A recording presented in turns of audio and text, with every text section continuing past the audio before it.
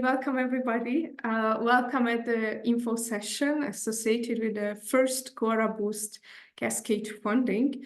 And so we came together today to have a look at the details of the call together. We are going to share some basic considerations behind the call, as well as some practicalities in the first half of the session, and then comes probably the most exciting part of it, which is going to be dedicated to your questions and your possible comments. So the aim of our session today is to clarify all details and support you in your applications. And so with me today, my name is 𝐻𝐵𝐸𝐿𝐻𝐸. I'm the program manager of CoARA, and I'm coordinating the work of the CoARA Secretariat. And with me today, my colleague, Maria Scalier, CoARA Boost program manager, who is joining me with a presentation, and also Caroline Lambert, financial officer of the European Science Foundation, where we are sitting here today. And Caroline will join us in responding to finances-related questions. So that's your CoARA Boost support team for today. And so let me just, without any further ado, I think I can now start sharing my screen. You should be able to see everything. Perfect. We missed the landing page, but sorry for the hiccup. So before we zoom into the call, and the call types and all the kinds of details, I just wanted to open the floor for today with a bit of a reflection on the concept. So let me take you back to the foundational period of CoARA and highlight two important pieces of consensus that kind of serve as a foundation of what we are aiming for here. I think I can safely say that the first one was I dare to say global frustration with the currently dominant research assessment criteria. So it's been obvious that there is a great deal of problems and dissatisfaction with the current research assessment systems worldwide.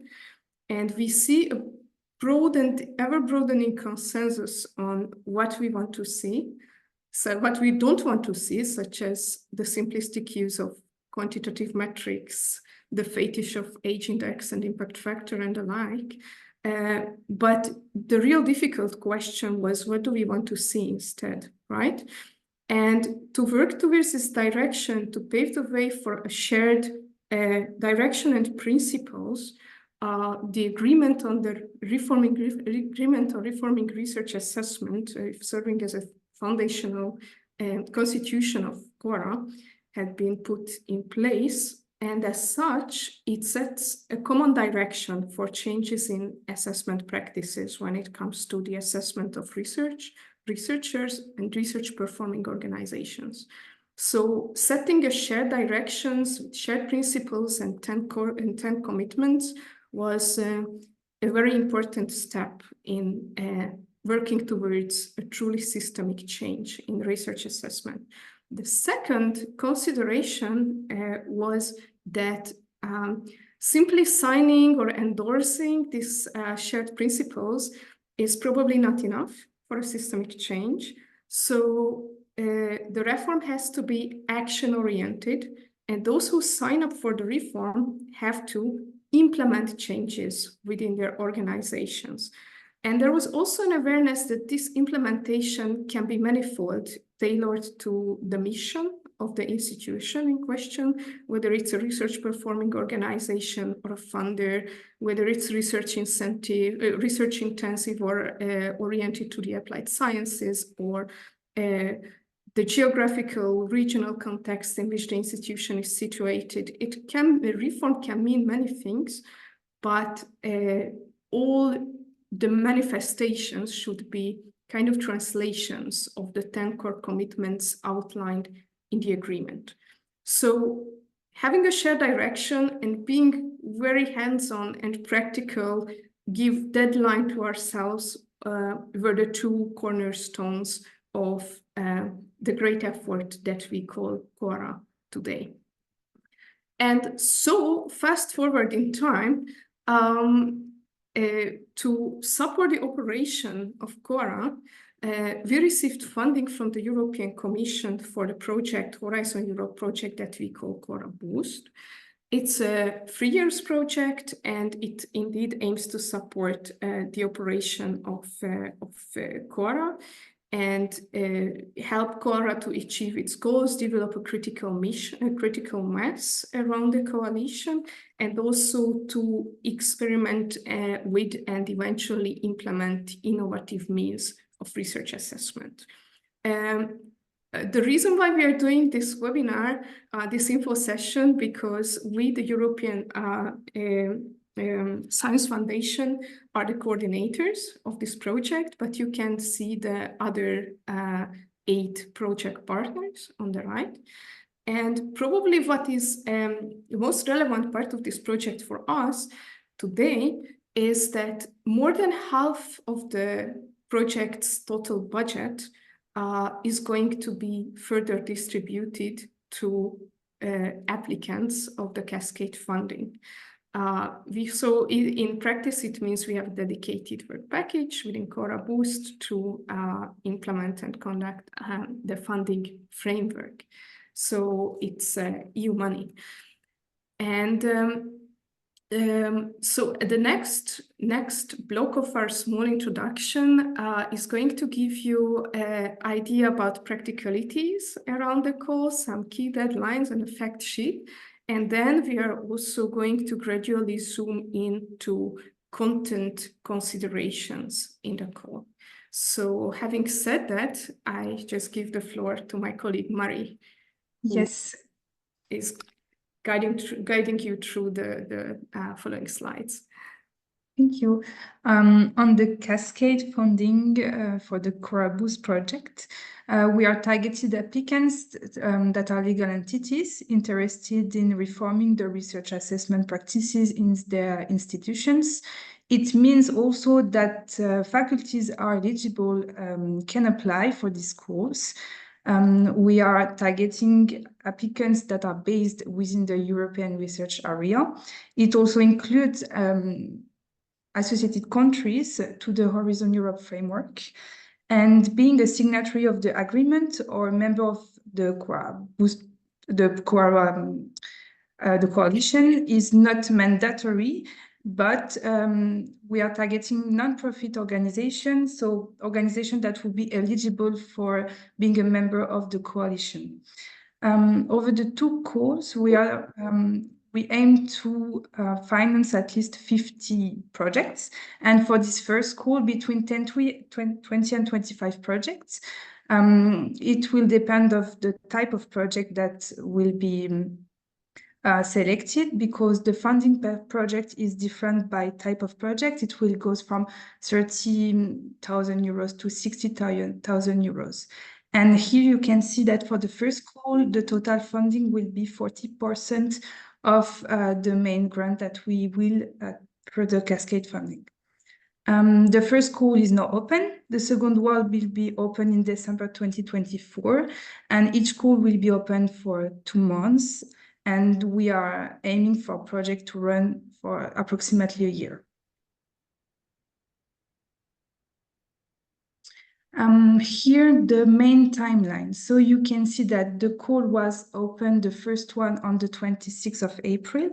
That today we are presenting this information session that will be published on the CoARA YouTube channel, and the slides also available on our website.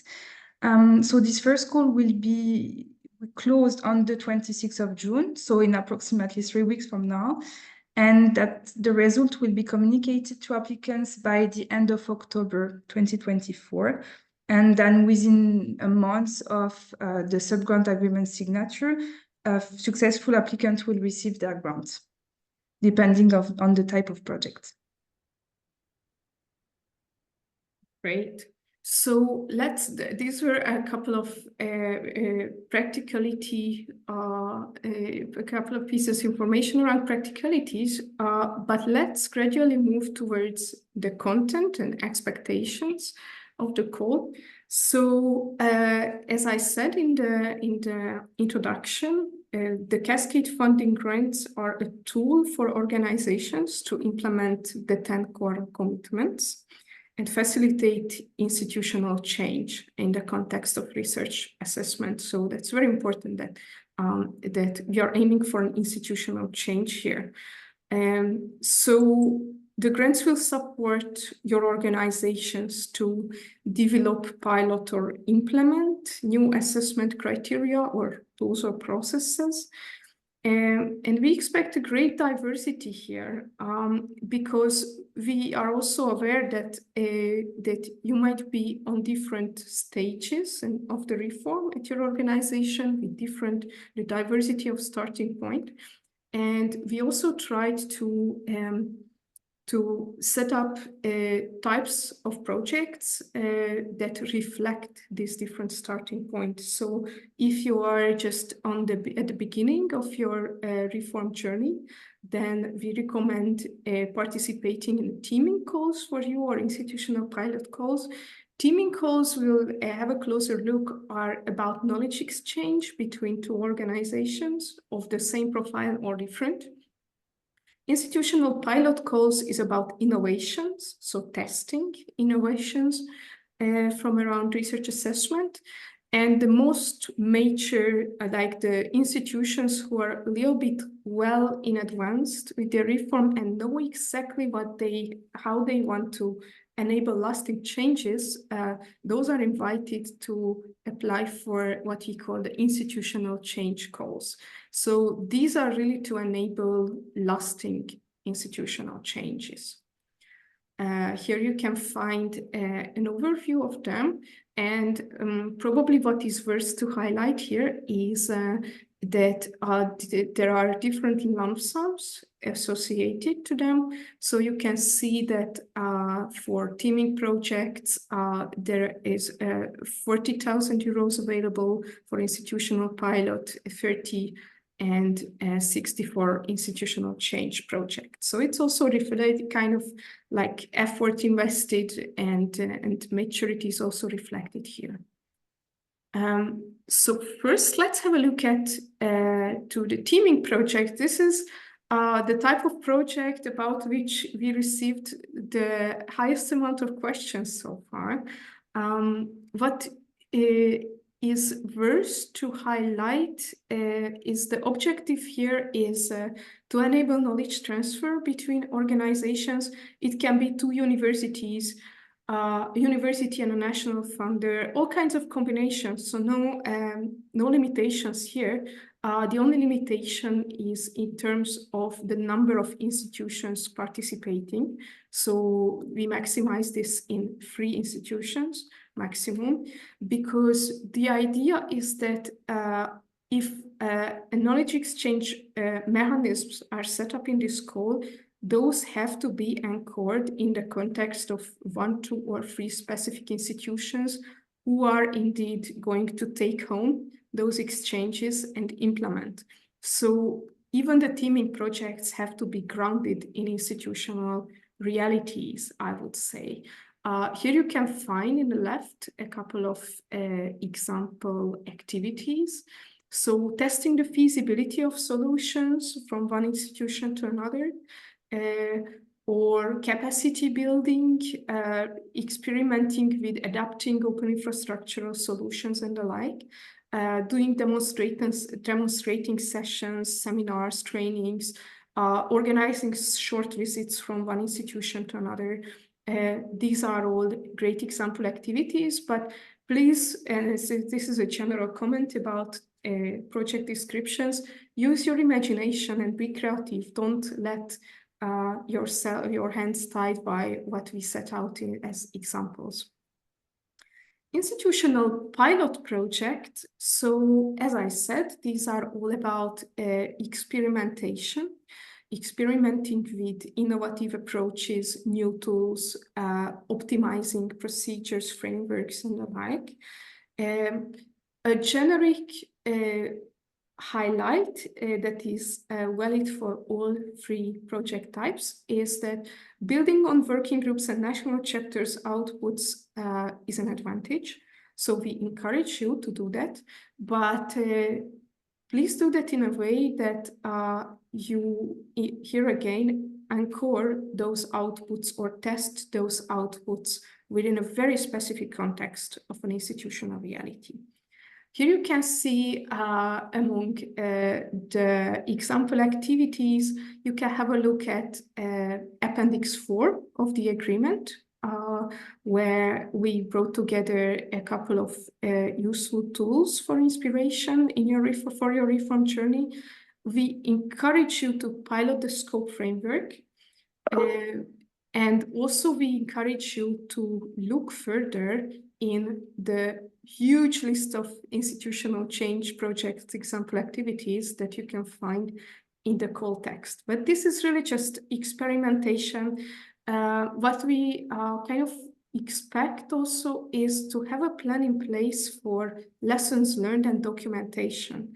So like it would be beneficial to see how the pilot, how the innovation worked out in your institutional reality. What are the lessons learned? What the communities, what the people whom you are assessing reacted to this. So all kinds of sharing lessons learned, documentation within your institution, but possibly also across, and like sharing lessons learned to CoARA at large is something that might make your application stronger.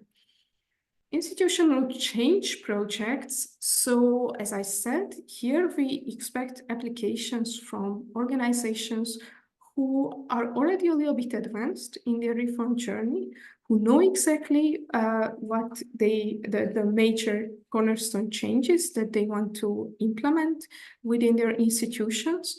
So who already have a defined reform strategy and possibly even steps defined.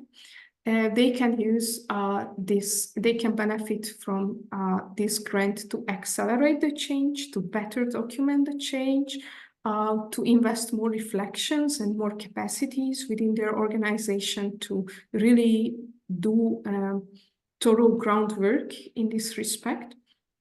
And here you can see a long list of, sorry for the fat slide, a long list of example activities. So adopting all kinds of qualitative key performance indicators, implementing narrative, core narrative CVs,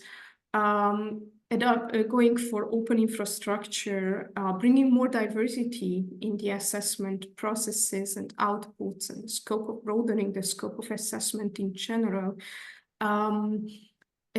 satisfying different disciplinary expectations, including societal impact or open science and data sharing practices, or if you think in terms of the level of the institution and institutional assessment, mechanisms to move away from the simplistic use of university rankings, all these are very welcome activities. But once again, this is just for inspiration. Your hands shouldn't be tied by them. So if you have any changes, any questions about the types of calls, we are looking forward to receiving them after the presentation. Now, a couple of words about the evaluation process that you might be curious about. So we are going to keep it very simple and standard, I would say. And evaluators will be external experts in research assessment. So not us, not the CoARA steering board, not the CoARA Boost consortium. They are going to, I'm just checking, yes, they are going to perform a pre-assessment of the written pre-assessment exercise on your applications, and then the actual decisions will happen in review panels. You can see a timeline here, so we are planning to have these review panels in September, and then the panel chairs are going to reach a final consensus on the supported projects. So all this means that you are going to hear back from us in October 2024 with results and some comments regarding the application. One of the recurrent questions that we had so far is in case of an application is unsuccessful, whether you could resubmit possibly in December 24, and the answer to this is yes, of course. So a couple of words about the evaluation criteria. We included the criteria in the application form to support you a little bit to draft your application against those. And we have three main criteria, first of which is the alignment with the vision of the agreement. So we recommend you to study the agreement in depth and plan your project against it. The second one is a bit more complex, and here you can see that we defined sub-criteria by project type, and this has to do with the impact and sustainability of the projects and how it leads to institutional change. So for teaming projects, an important criteria is whether the team is well defined, whether it indeed the constitution of the team is suitable for knowledge transfer from one organization to another, whether it supports indeed institutional change or just a networking event without institutional grounding. For the pilot project, we are looking for innovation, but we are also looking for suitability and feasibility. So whether the innovation to be piloted, whether the approaches are indeed suitable for the organization in question, whether it fits its overall strategy. And for the institutional change projects, reviewers are going to check whether indeed it leads to a tangible, sustainable change in the organization's research assessment processes and procedures, and whether it indeed paves the way for something lasting. Okay, reviewers, of course, also going to check the feasibility and quality of the proposed work plan.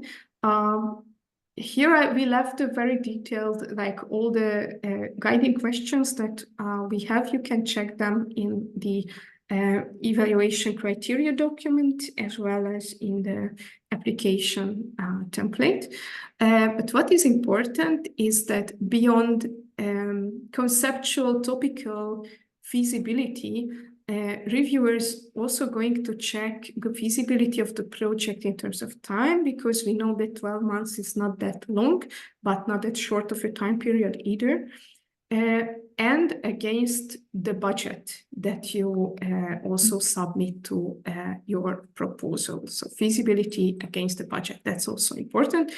But also on the content side, it will be like the proposed project will be assessed against the mission of your organization and overall strategy. And last but not least, they will also have a look at whether you plan any mechanisms to engage those who are affected by the reform process. This is also important. So I touched upon the evaluation workflow in terms of like evaluation timeline briefly, but Mari will tell you a little bit more about the rest of the grant management timeline. So what happens once we made the selection of projects? We aim to announce the selected project by the end of October this year. And then your organization will have to sign the sub-grant agreement within a month. And the European Science Foundation will have to validate your financial information during this period. And you should receive the first payment, so the 70% of the grant, depending on the type of project, within a month after the sub-grant agreement signature. Then your project will be running for a year with different steps that are included in the sub-grant agreement. with month 6, the first knowledge exchange meeting, and month 11, the second one, the second knowledge event that will be held online. And then month 12, you will have to produce a final report that needs to be approved by the Secretariat to get to the final stage payment within a month after the approval. And then it will be time to implement your projects. Exactly, and you will have 12 months. So like it's a pretty standardized duration of the projects. So to finish, before like last block before we move to your questions, and I can see the growing number of questions in the Q&A feature of the Zoom webinar, we wanted to just share a couple of practical considerations with you before you submit your application. So some takeaways to keep in mind while drafting your application. The first two are content-related ones.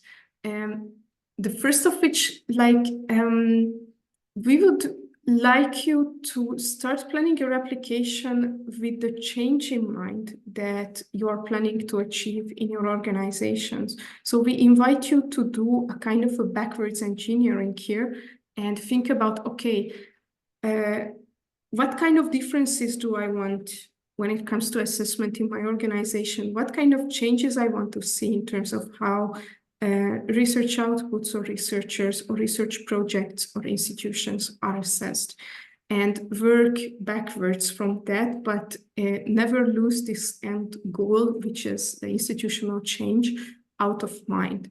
So the question is then, as a next step of this backward engineering, is whether the steps that you include in your application towards this very end goal are realistic and scalable, whether you put guarantees in place and capacity for documenting the journey or documenting the pilot.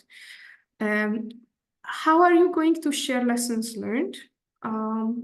How are you planning to integrate these lessons learned in the longer term strategy of the organizations? So these are important questions that we invite you to think through while working on your application.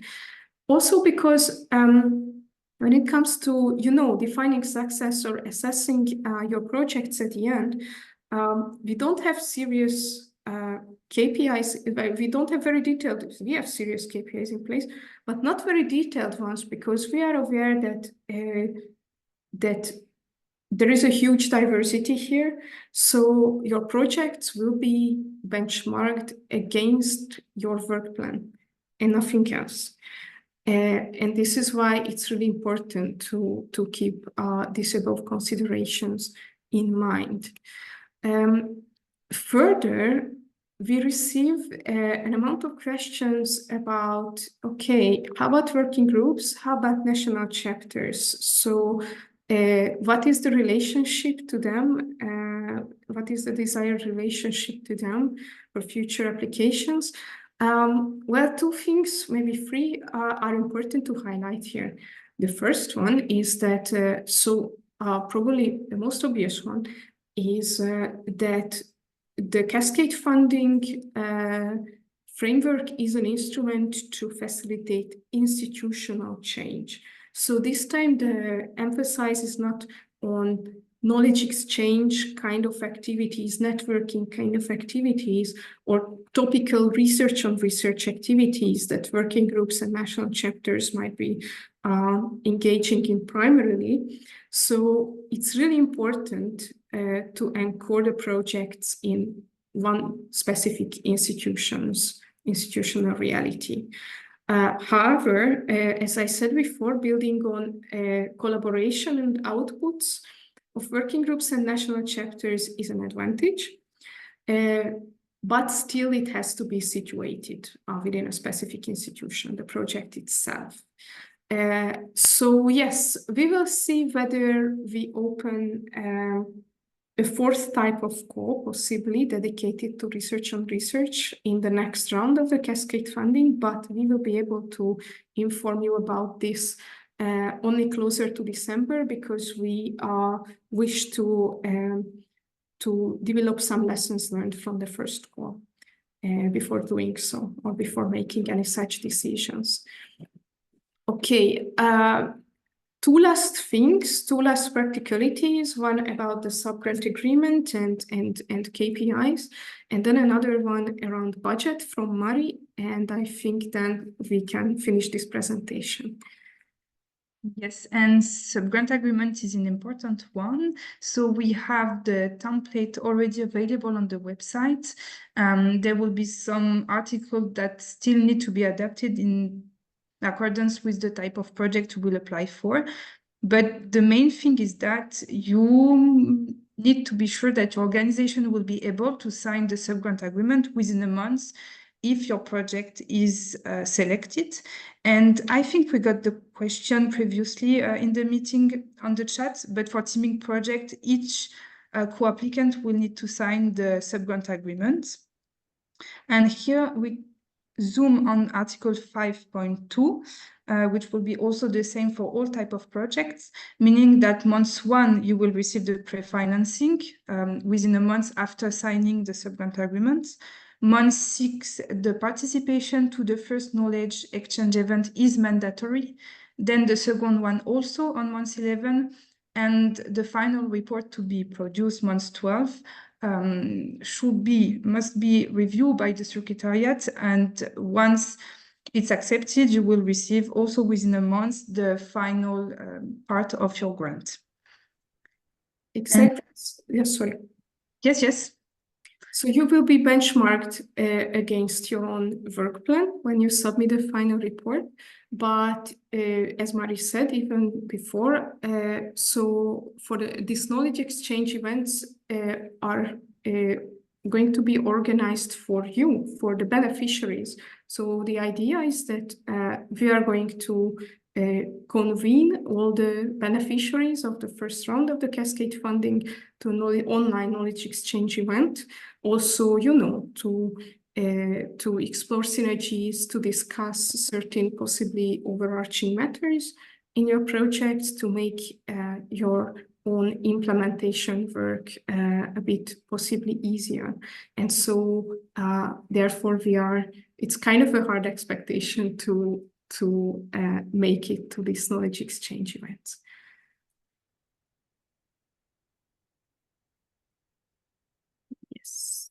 Yes. And second point on the budget. So CoARA Boost is funded by the EU, so we will follow Horizon Europe framework eligible costs and guidelines. And one of the main points is that the subcontracting is prohibited for the main tasks of your project. And you will need to fill the use of resources and to join that with your application. And as Elisabeth said, this will be assessed with your work plan. And here you can find the payment schedule depending on the type of project. So you can see that this is not the same grant amount depending on the type of project you are applying for. And so the 70% and then the 30% of the grant depend on the type of project. And also, thanks. And also, so you must be sure that your organization will be able to sign the sub-grant agreements, but also to receive funds in euros, and that the bank's account will accept euros. It's an important practicality indeed. Yes. So in this last but one slide, we just pull together all the resources that you can find on the CoARA website, like the full text of the call, but also the application template, evaluation guidelines for applicants, and we have an ever-growing document dedicated to the frequently asked questions. Speaking of which, we are going to switch to your questions very soon. And so beyond this, I mean, use your chance to ask all your questions now, but in case you happen to have questions later, what we recommend you is to reach out to us with topical questions regarding the call at funding@CoARA.org. But if you have any technical questions specifically with the submission platform, we have another dedicated support line for this. This is esf/panel@esf.org. So you can then receive targeted response to your questions, maybe a bit sooner. Maria, I don't know whether there is anything else we wanted to share as part of the presentation. No, we can jump on the questions because it's also part of the presentation. Okay, indeed. So let's see your questions. I see questions both in the Q&A and in the chat, and also to speed up things, I think I will just read out the questions loud. So the first one is from Laura Paternoster. Are European universities alliances are eligible to apply, for instance, for teaming projects? Yeah, Laura, thanks for this question. If you have a look at the call text and eligibility guidelines in that, we took out the associations because the idea was really to keep the outputs of this call as close to individual institutions as possible. I would say in the teaming projects, I don't know, Marie, whether we have any guidances on that, but we are going to come back to you with written confirmation on that. But my first reaction is that it should be possible. Okay. Second question from Fortis. For teaming projects, is the 40K it is per institution, or is it meant to be divided by the number of institutions in the proposal? Mari can confirm this, but I think it's the total amount. And as she said, an important criteria here is that each partner have to claim a certain proportion of this budget. We won't define the exact proportions as you feel appropriate, but all 2-3 project partners have to sign a sub-grant agreement with budget assigned to them. This is part of the Cascade Funding framework, so this is something that we have to follow. Okay. Project leads have to be academics, or they can be technical or professional services. An anonymous attendee. They can also, like, if you remember the example activities that we very quickly scrolled through, they can be implementing open infrastructure components is among the example activities, so it's a desired possibility. However, in your proposal, you have to make sure that the leadership of the organization, or those who are in charge of reforming assessment processes at your organizations, actually guarantee a buy-in to that pilot project or to that longer-term commitment. So having said that, technical professional services are absolutely welcome as long as they are not-for-profit organizations, which is a generic eligibility criteria for CoARA. But they have to demonstrate willingness from the academic staff and the leadership of the organization for buying. I hope it answers your question, but maybe it's also a good opportunity to specify that each type of organization who would be eligible for CoARA, so universities, academies, research funding organizations, Other not-for-profit organizations are welcome to apply from across the European research area, but you have to be a not-for-profit organization. That's really important. Mari, would you like to add anything to this? No, it's complete. Okay. Are working groups entitled to apply? Bonaria, thanks for these questions. I would say, how to put this quickly, individuals who are contributors or possibly even co-chairs of a working group are encouraged to apply with their organizational capacity, organizational affiliation.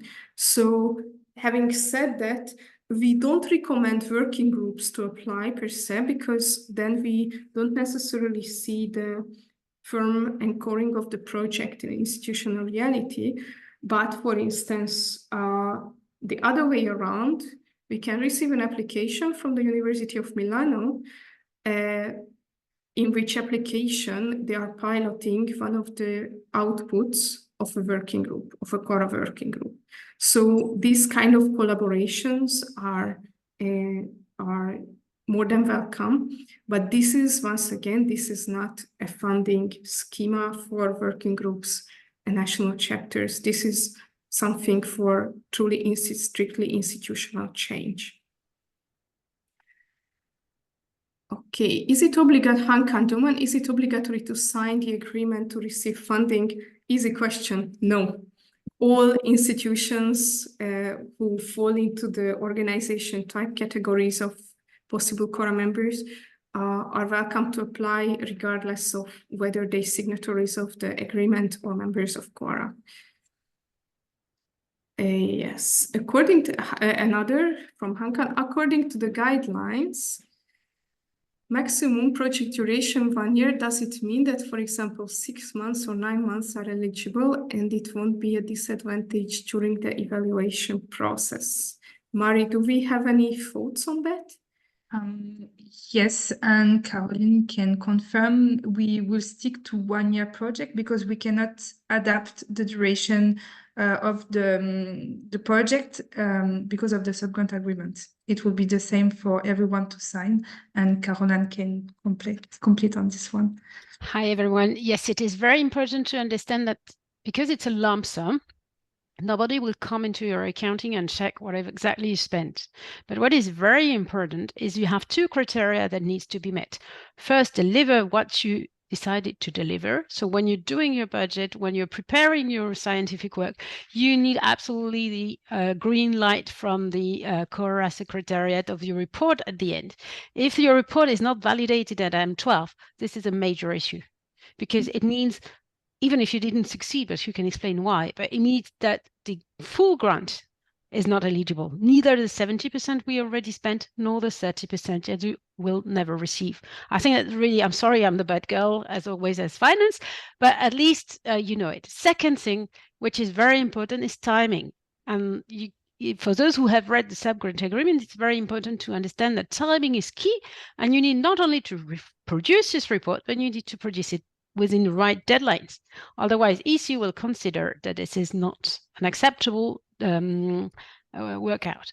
So for that, please remember that the timing is mandatory, and we cannot change it during the course of the project. And all the project, the 25 project or the 50 at the end, will run around the same timeline. So there is no way we can arrange 15 days for one or 2 months more for the other one because we've been so late recruiting people. We fully understand and acknowledge this is a real strong constraint, but we cannot go out of it. So please remember, 1 year is not negotiable. Starting date is not negotiable. So if your organization has trouble signing the grant agreement, this might really be an issue. And third, your report must come on time and be approved by the CoARA Executive Secretary. Sorry for being harsh, but I think that was very important to be clear. Thanks a lot, Caroline. Okay, let me just try to accommodate all the many questions that we received. The next one is from Raquel Hirsch. This is such a great opportunity and community. For countries like Canada, we're in the process of final approval of participation in Horizon Europe Pillar 2. Is it eligible to apply? Mari, this is a question for you. It's a good question, and I was checking on the associated contract document in the meantime, and I will go back to you with an narrated answer for this one. But I'm not sure, because I'm not sure this project is under Pillar 2, but we will check that. Yes.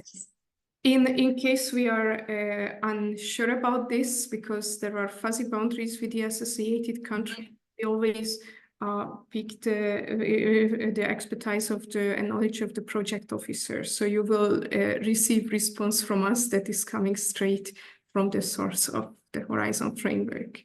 Yes. Okay, so next one from let me just find it. 𝐩𝐫𝐸𝐞𝐬, I also apologies for my pronunciation, is the connection to action plan of an organization is there a connection to implement CoARA agreement obligatory?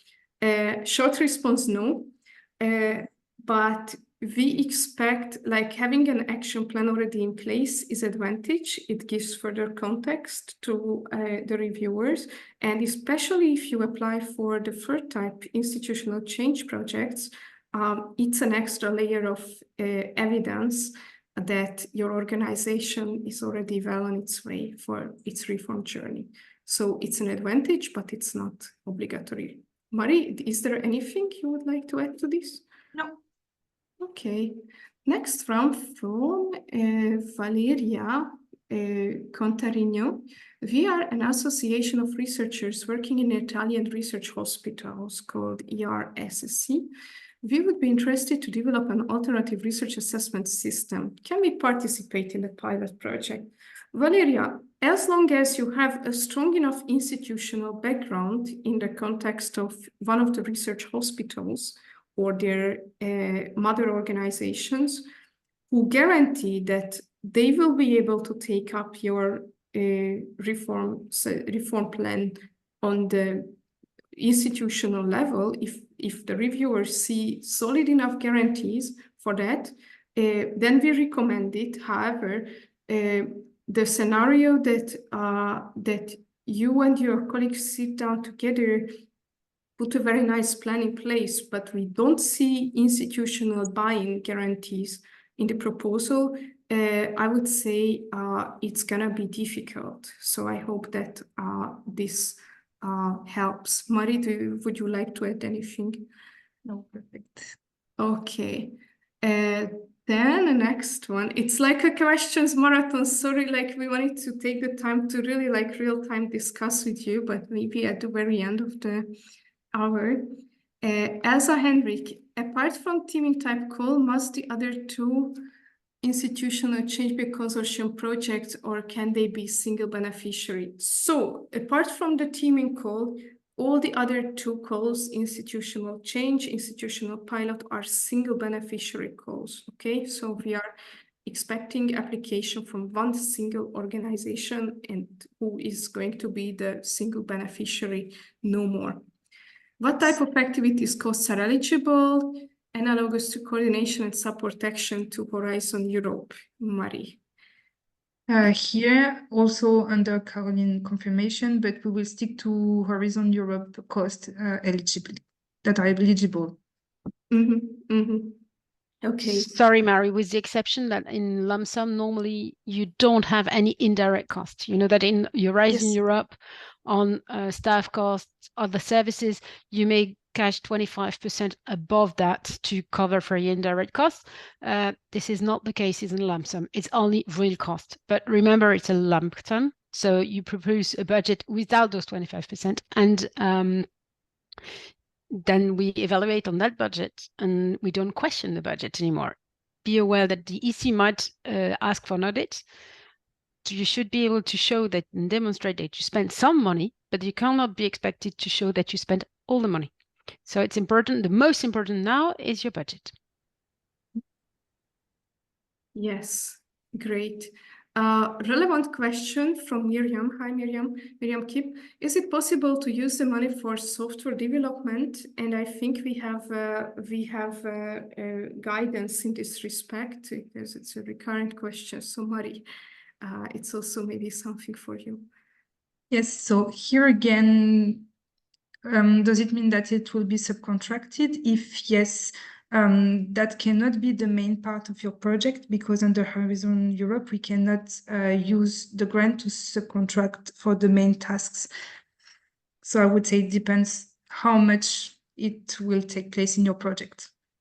And if it's an equipment, it's supposed to be apportioned to the length of use. So definitely, this is definitely something I wouldn't do. You could finance the pre-study if you're doing it yourself and you just need a company to help you out.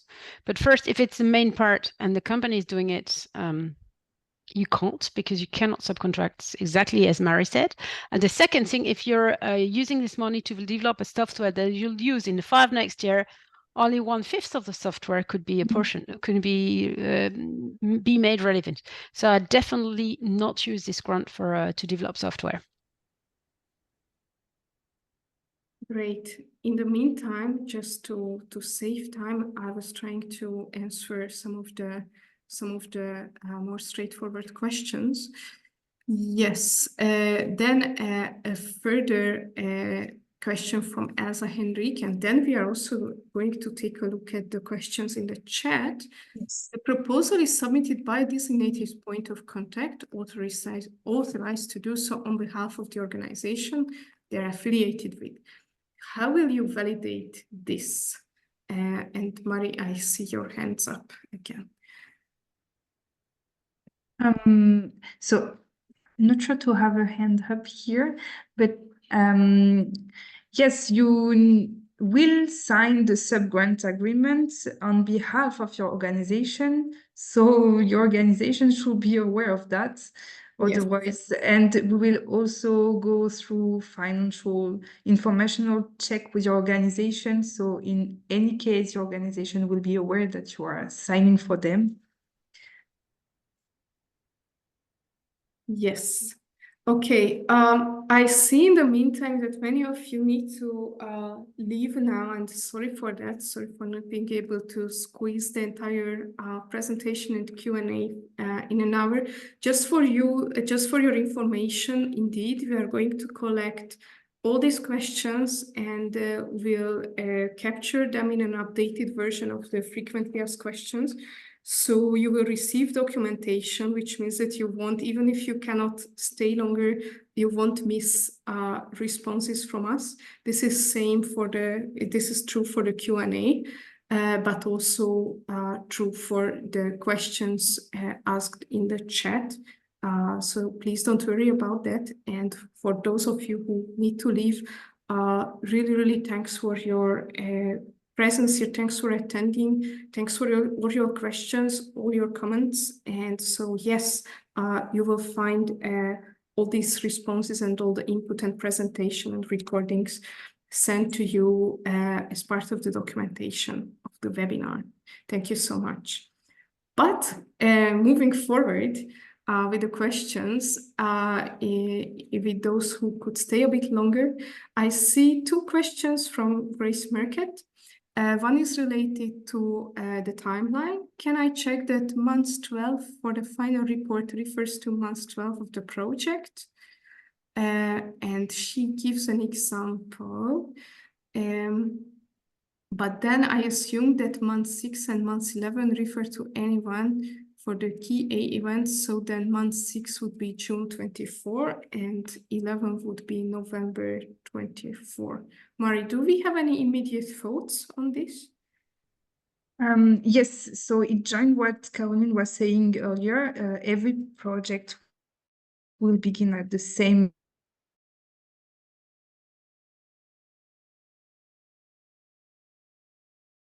months and great. Okay. And 𝐻𝐳𝐻𝐿𝐴, it's if we start 1st of November, M6 is May and not June, and M11 is October and not November. So it's important. It's not covering the year, the annual months, January to December. It's 11 to 11, so November to end of October. That's an important clarification. Thanks a lot, Caroline. Okay, and Grace has a question also regarding the use of resources template. It has a box for indirect costs. In case there are direct costs only, whether it's possible to leave it empty. Yes, Mario or Caroline. Yes, so the use of resources is up to 25% of indirect cost, but again, it's internally that you have to choose that, but it can be 0% if you are declaring only direct cost here. It's up to you. Okay. Okay, so an important question from 𝐱𝐲𝐸𝐿𝐴. Will the call in December be the same as the call in June, or will the conditions change? In a sense, it will be the same. So the focus will remain on institutional change. However, since we would like to integrate lessons learned from the first round, the exact conditions of the call and the exact types of calls we cannot yet reveal to you. So my generic advice is to stay tuned. For that, thanks a lot for your patience with that in advance. We will let you know closer to December. But the main focus of the call that is enabling institutional change will remain the same. Okay. And the last one from the Q&A, again from Elsa. Sorry, maybe I misunderstood, but the person who registers in the platform is the one signing the sub-grant agreement. Whether it's the same person. Mari, what do we think about that? So here, no. Yeah, Caroline wants to answer. Yeah, it will answer the question you had before about how can we check that your institution is aligned with what you are about to do. In fact, we need an official signatory. So it's a dean at least, or it can be even the university rector, but we need an official person able to encourage this kind of projects and who is able to sign it legally. So we will check, usually it's quite easy on the web, but we will check that this person is entitled to sign. So if you cannot engage until up to the amount, or you can't provide a document from your university saying that you're allowed to sign such a grant agreement, I'm afraid you won't be able to. So it's very important to know who in your organization is able to sign it. It can be the dean, the rector, the vice president, or whoever you wish, but it needs to be someone who has this extended right. So you can prepare all the documentation, but you will need for the electronic signature to provide the email of someone, because it will be e-signed. You'll have to provide an email of someone who is able to sign it. And I wonder if you don't even need a phone number for the signature. We need to check that. But it's very important to foresee in advance who should sign, because the last thing you want is to be ready to sign on the 15th of October, and then you're looking for 15 days for someone able to sign it. That could lead you not to participate if you cannot sign after the 1st of November. So it's very important to read the grant agreement, make sure your legal department is happy with it and will be signing it. Remember, it's a template that we cannot amend. So even if, Caroline, you should understand, it's not the same with my organization. I'm so sorry. Either you sign it or you don't, but I can't modify it. And then have the right person to modify. You can, as soon as you apply, you should start preparing for these legal matters. I think it's a very good economy of time and a lot of energy saved in November.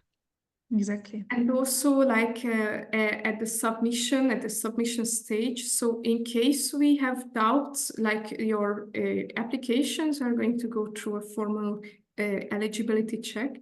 In case we have concerns about like the representation, we might come back to you for further details.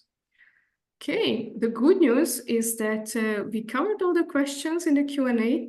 The even better news is that we still have a couple in the chat, so please bear with us.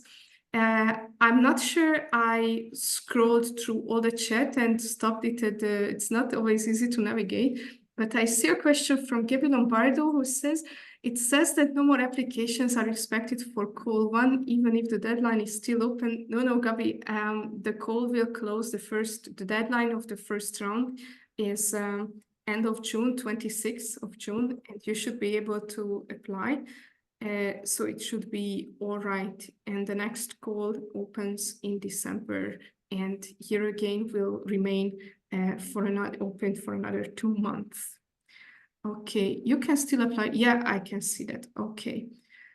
Next, from Andreas Regards, if we are successful in phase 1, for example, with a pilot project, could we be part of a team in phase 2, part of a team application in phase 2? That's a good question. I would say let us come back to you with a definitive answer on that closer to the second call. The rule of thumb for now is that successful applicants cannot reapply in a second round in order to ensure like a rich and diverse pool of projects and organizations involved. Okay. We covered Laura's questions. Sibyl hints, what do you expect in terms of documents applications need to consist of? You mentioned institutional, it's difficult to see, institutional, missions or strategies that the proposal will be judged against. What document is needed to okay. Okay. Well, it's really up to you. We encourage you to refer, like hyperlink or just add the references section to the policies that you are aiming to address in your proposal. So like it's up to the applicants to provide their institutional level reference documents, which can be manifold. If you have a core action plan in place, then refer to that. But also further down, like you can refer any kinds of institutional protocols, strategy documents, and the like. Your hands are not tied in this respect. But we encourage you to consider it as kind of like closer to the system of academic references. Like if you talk about something, like anchor it to a link to the document is always a good practice. Okay. Next, okay, we are planning to, Mari, can you see that? Okay, Isabel Merla maybe is the next one. Hi, where are you planning to share the presentation? We answered this. And also previous question from Nicola, will the same 3 categories be available in December?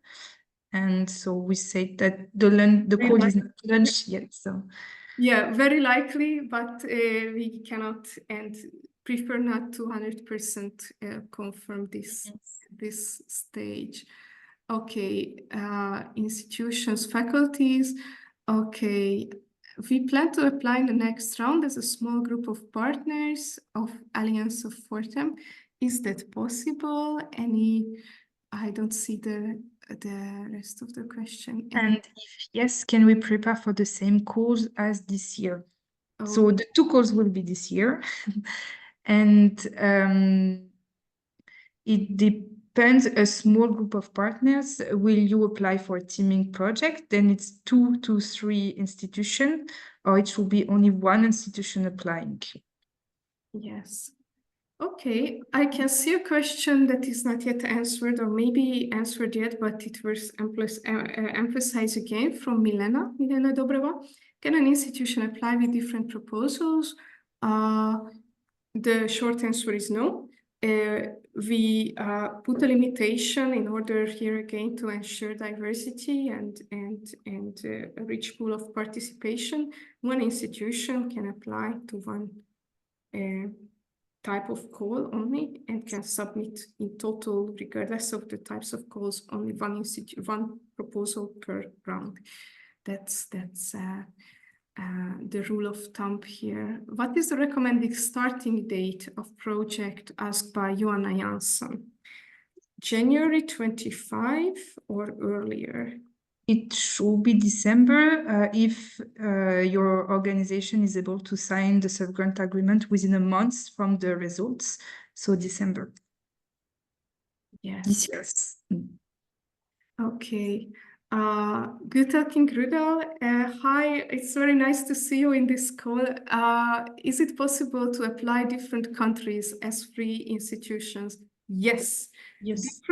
Different countries, same countries, both are possible. So absolutely no restriction. Can be same institution type, different. It's really up to the team. However, keep in mind that the constitution of the team has to make sense, has to work out for the project, and has to support a very concrete, specific institutional change or changes. Okay, I think, okay, Paula Samsevi have a proposal, but are unsure whether it fits better in pilot project or institutional change project. Could we elaborate on this? Okay, the rule of thumb here is two things. The first, like the major difference between the two is in terms of impact. So pilot projects are really testing innovations, while institutional change project, in this type of projects, you need to include solid references on how the change that you are going to implement will stay with your organization's criteria in the middle and long term. So those sustainability guarantees are much more in the foreground for institutional change projects. Those are for lasting change. Pilots are really just for testing innovations. So these are the major rule of thumbs. If you're still unsure, we recommend to reach out to us, and then we can further discuss the difference between the two per email. Okay. Are there any restrictions on how we could spend the money on staff? From Nicola Edwards. Staff costs. So here it's again how Caroline explained. We do not have any view on how you will spend your budget, but in case of audit, you will need just to prove how you spend the budget, but otherwise it's lump sum. So as it fits better to the project, I would say. And as long as you respect Horizon Europe calculation, staff cost calculation, which can be sometimes a bit difficult. Okay. So don't include any bonus, especially not project-related bonus. That's, I think, the ground for it would be that. Yes, there are no audits, but they can ask to see whether you spent the money according to EC standards. Exactly. So we would love to know and confirm that there will be no audits, but. Okay, maybe a last question. Who could we contact if some other questions arise? Any particular email? Yes, maybe we can write that in the chat. Yeah, both emails that I mentioned. We have a content related regarding the calls, and we have a technical for in case you had difficulties with the submission platform, Smart Simple. Exactly. And I think apart from that, there are probably no questions remain unanswered, but since we are running out of time anyway, let me just give you a chance, like in case we left any questions out, feel free to raise your hand, virtual hand, or speak up now, and then we can still accommodate a last question or two. Yes, if you raise your hand, we can allow you to speak. Yeah, exactly. We can give you voice. It's really impressive to see that, like, we are 30 minutes past the webinar, and the hundreds. So many of you are still with us. Okay, maybe a last comment. It's been helpful. Really appreciate this. University of Alberta will be following results close. Great. Thanks, Raquel. We are going to stay in touch with that and figure out the status of Canada. Okay, so I think we can, like, better later than never, we can conclude the question and answer part of the webinar. In the webinar itself, once again, you will receive all the documentation of the webinar, recording, slides, frequently asked questions, or questions in general. Okay, and you can further distribute it within your organization or among your peers. And yes, thanks a lot for attending in such a great number. We are preparing our pool of reviewers accordingly and are very much looking forward to receiving your applications. In the meantime, now you know where to find us with specific questions, further questions, and we are wishing you a very smooth and inspiring application process. And see you maybe in your project application documents. Thank you. Bye-bye.